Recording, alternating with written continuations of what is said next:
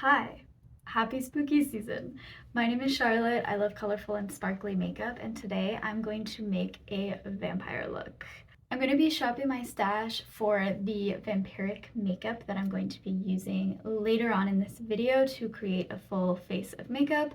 This style of shop my stash is heavily influenced by Mia's Virtual Vanity here on YouTube. She does these incredible videos where she shops her stash for a full face of makeup inspired by some aesthetic. So she's done cottagecore, she's done cyberpunk, she's done witchy makeup, and I think she might have even done vampire makeup. I'm pretty sure she has.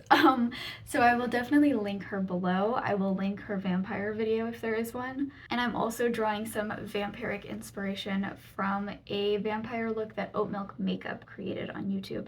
So I will link her below as well. It's still September as I'm filming this, so it's definitely early in spooky season, but I've already been just super inspired by like vampire aesthetics, a sort of dark ethereal approach to makeup, where things are like imperfect, unflattering, kind of undone in a way. For some reason, this makes me think of vampires. And I know there's a lot of different conceptions of vampires out there, and I'm definitely not going for one specific archetype. Definitely not going for like the Edward Cullen kind of vibe either, although there will be some excessive highlighter to come. I've been really inspired by a very stark, gaunt, hollowed out face look combined with a very like blown out, sickly, warm toned eye. So that's sort of what I'm going to be creating later in this video. Oh, and of course I should say, if you're interested in makeup content that involves playing with makeup but doesn't necessarily center new makeup or buying new things, then please subscribe and stick around. Hi, welcome to Overhead Land. I'm going to talk you through the best vampiric makeup in my collection. So to start, I'm going to use a concealer on my whole face. This is just the lightest complexion product that I currently own. It's a brightening concealer for my skin tone, and it's also my winter shade of this concealer. So this is the NYX Serum Concealer in the shade Light. So I'm just gonna put this over my whole face to try and achieve a slightly paler look than I would usually get. So the key to looking undead is clearly the contour. So today I'm going to use this Fenty Matchsticks in the shade Amber. I've recently been getting into contour, and I think this is like a good, pretty standard cool toned shade for people with light skin tones.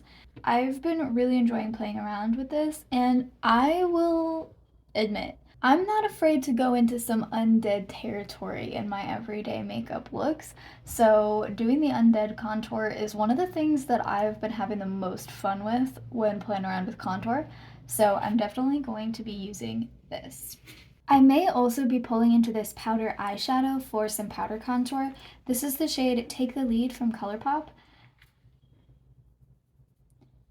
It's a very cool toned, very gray brown, and it's almost got a purple undertone. So these are the eyeshadows that stand out as vampiric to me within my collection. These are just some really nice, like sickly warm pinks. This is Cherubim from Lisa Eldridge. This is Vintage Mulberry from Lisa Eldridge. And this is Tomorrow's Party from Lisa Eldridge. Obviously, you don't need to use Lisa Eldridge shadows to get a sickly pink look, but these are the ones I have that feel the most sort of sickly, overtired, brooding, undead. Now to heighten that sickly eye look, I'm going to use some sort of pink or red eyeliner in the waterline. Most of these are actually lip liners that I've pulled. This is the shade Sandstorm from NYX. It's like a little bit more of a neutral option. I actually use this a lot of the time in glam neutral looks, I guess, when I feel like I want something on the waterline, but I don't want a dark color. Got a couple Essence lip liners. This is the shade Happy that's very warm, very pink, and I think that's going to be a good option. This is the shade Bold. And then this is from ColourPop, this is the shade Joyride. Much darker, sort of maroon. I want this to be a shimmering, sparkling vampire look, so I'm going to pull this super intense highlighter from Wet n Wild. This is the loose highlighter in the shade I'm So Lit. And I'm also going to be using the Urban Decay Moondust Shadow in Space Cowboy.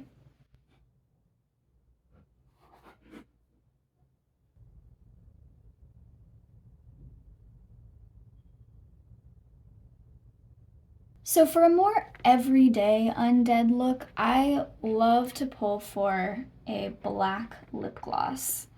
This is Cookie Dreams from e.l.f. It's almost done, so I'm like being less careful about contaminating it with red. So it's got a little pink sheen that it didn't have before, but this is just a blackish gray clear gloss with some slight blue shimmers in it. Really great for just graying out any lip tone. And when you wear it over bare lips, it gives you that nice kind of sickly undead look. But today I think I'm gonna go for a more glam, more dramatic, more Halloween-y vampire look. So I'm leaning toward a bloodier red. This is the shade Dahlia from Kaleidos. This is a very bloody dark red. I also have the shade Cognac from Kaleidos, which is much more brown, also very dark and vampy. So I doubt I will use this today, but it's definitely a good option for future vampiric looks. And then the other thing I want to try today is black. This is just a basic black eyeliner, and I think I'm going to use this as a lip liner. This e.l.f. Halo Glow Liquid Filter is another good option for getting a kind of shiny, highlighted base. It can risk giving you a glow of health. So when using this for a more vampiric look, I'm going to make sure to just use it as a base and top it with concealer. Hello again. I have brought you very close, maybe even scarily close. But I always feel like I am never actually as zoomed in as I think I am, so I think this is more or less where I want to be. For Get Ready With Me, honestly, that's how I like to see people do their eye makeup, like real close up. So yeah, I'm gonna try not to migrate out of frame too often. Also, I may have residual sparkles on my face from a look I did earlier, but that's okay because this is vampire makeup. I don't really know where that aspect of the vampire archetype came in. I kind of feel like it's not original to like mythology. I feel like it might be a Stephanie Meyer thing, but I honestly have no idea. And if you know a lot about vampires, you can feel free to chime in. But I am starting with a glowy base. Usually I do my eyes first, but I'm doing my base first today because I want to blow my eyes out quite far. So I'd like to have the base laid down. This is the fastest I've ever gone through an eye primer. I use this literally every time I do my eyeshadow now, which I never used to do with previous primers that I used because I just didn't always like the texture that they give my lids. But this is really smoothing and just really, really cosmetically elegant, I find. I've been using this for only like 5 months and I already feel like I might be close to taking out the stopper. Okay, I have my eyelids blanked out. I feel like that always gives me a kind of creepy look, and now I'm going to go about blanking out the rest of my face.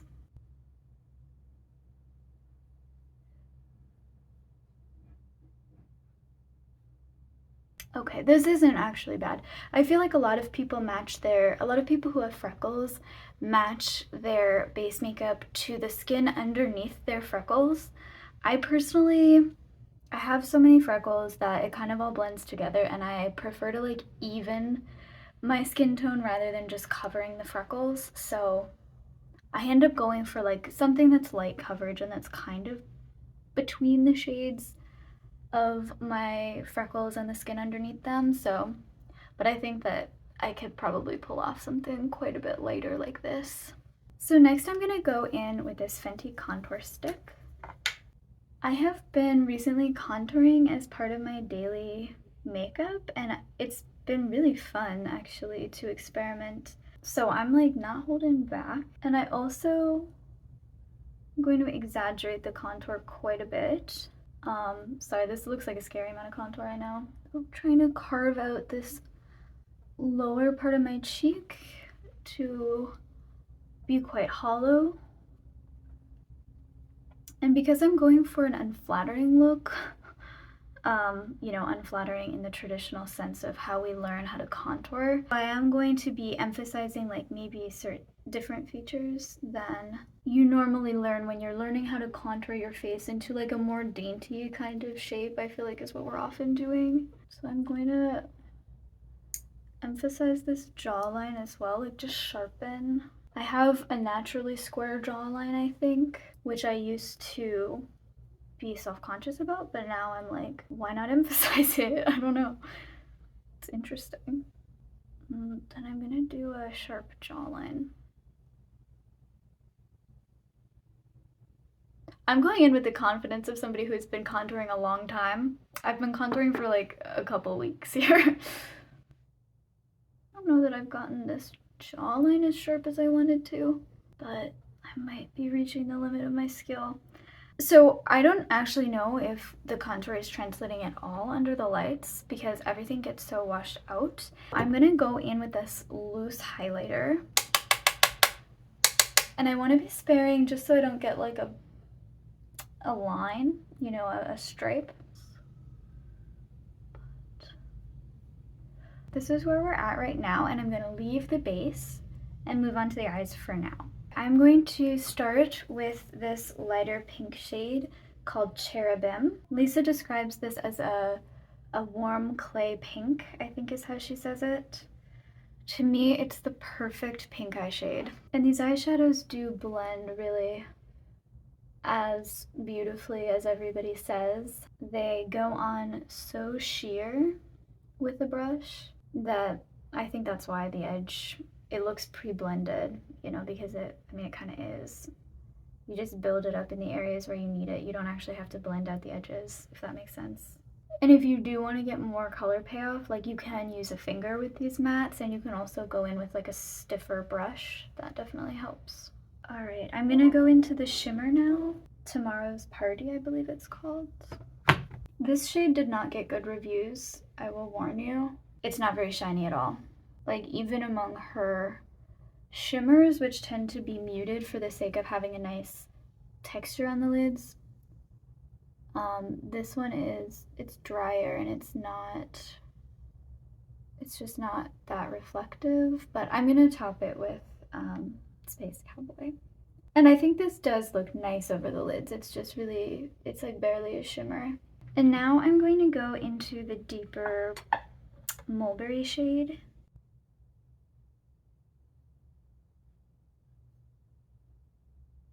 So I want to sketch out the entire eye look before I start blowing it out. So I'm going back into the lighter matte shade, and this is a small brush, but it's not the most precise. I'm skimming that over the lower lash line, and I'm not being that careful about keeping it just to the lash line. Now this is the fun part because this is where we get to depart from like a normal eye look. And the Lisa Eldridge mattes are nice for this kind of thing because they blur so well at their edges.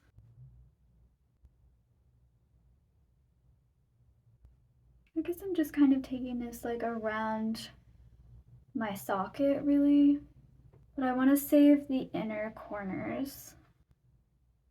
I don't know why this feels vampiric to me. I guess just kind of sickly and like you haven't had a good night's sleep. I really love an editorial, like warm pink sickly eye, I have to say. I feel weird about saying that because I don't like being sick, like I'm not wishing to be sick. I don't think it's beautiful to be sick.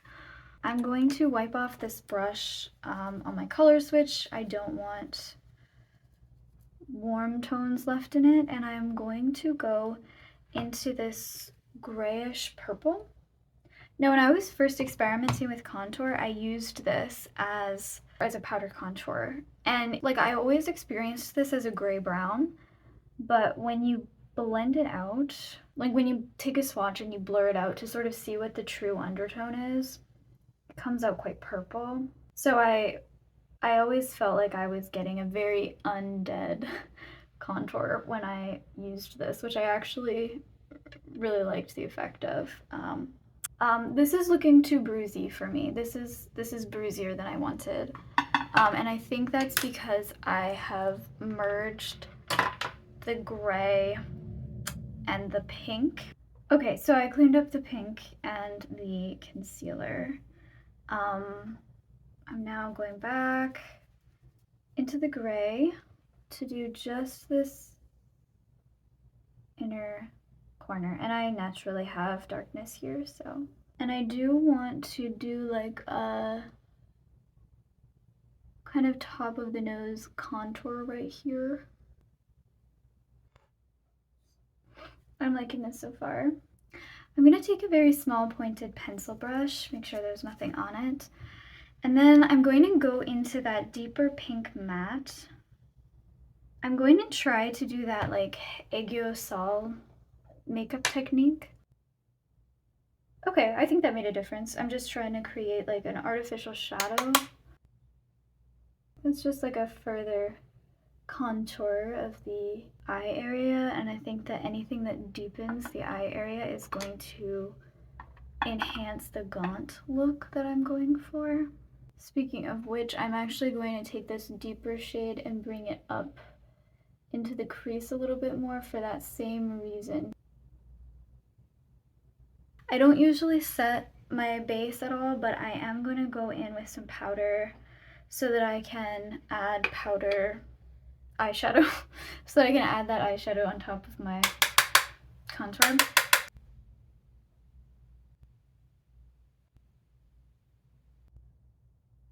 For the sake of doing a gaunt look, I'm gonna bring it down further than you normally would.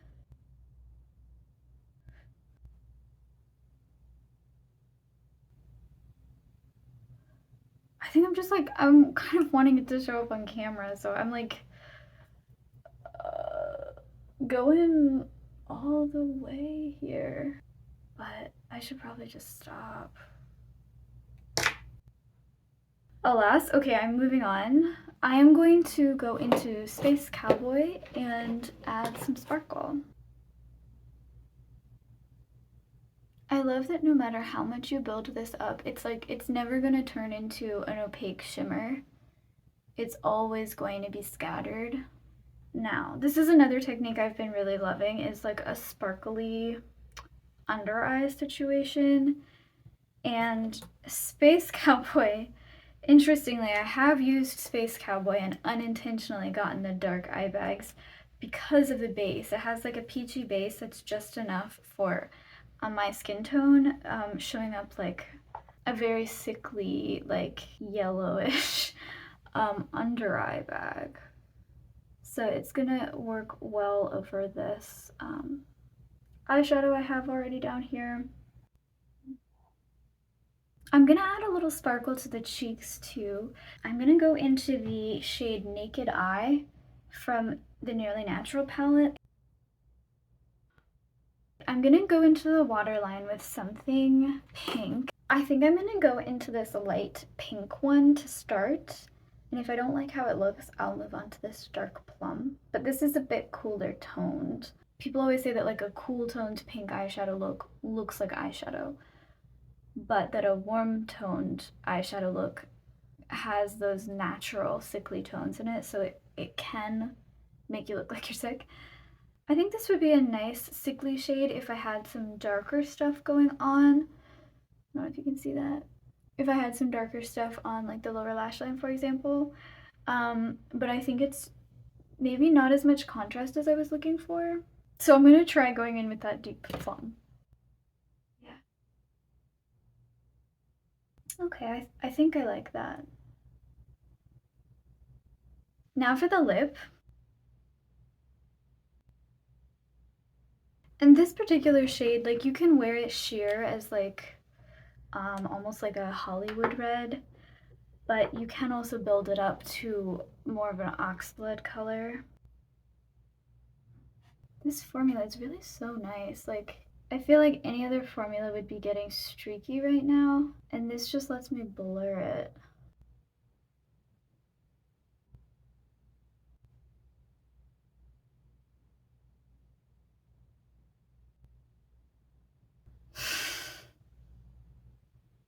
Okay. um, I'm just footsing a little bit with this mulberry shade to see if I can get this eye any more smoky.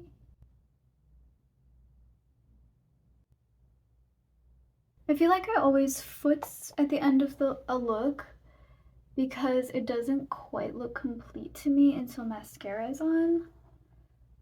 But I've also been really interested in the idea of no mascara recently, partly because I just don't like mascara. Like, I don't like the feeling of it, I don't like wearing it, or taking it off, or putting it on.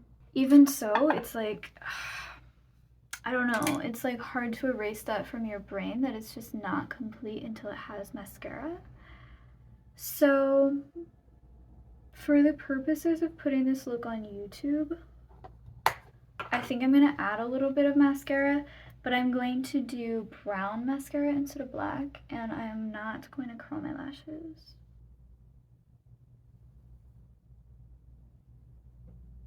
So this is the finished look. I hope that as I turn, you're not getting like some horribly unblended contour that I'm not noticing. I'm gonna see if I can turn out the lights actually. Let's see. Not sure if you'll be able to see the sparkle any better. This is with the flashlight on my phone. I'm just trying to see if you can get any of the twinkle. The contour is also more visible in lower light. But yeah, I'm pretty happy with how this turned out. I'm definitely going to keep playing around with some spooky looks and definitely still some vampire inspired looks. Or mainly this look. Like, is there a wearable version of this look? Is there like a toned down version of this look that I can just wear out on the street without concerning anybody? Thank you so much for sticking with me through this video. I hope you found this inspiring, and I would encourage you to play around with some spooky looks this fall, and like, let's see what we can incorporate from spooky looks back into our everyday makeup, because there are some sort of outside of the box techniques that maybe run contrary to the things that we're taught are like most flattering for our face. And I just think that can be like a rich area to explore. It's the things that you have never really considered changing that could be the most interesting to change. That's it, that's all I have. I hope that I will see you in the next video. Bye!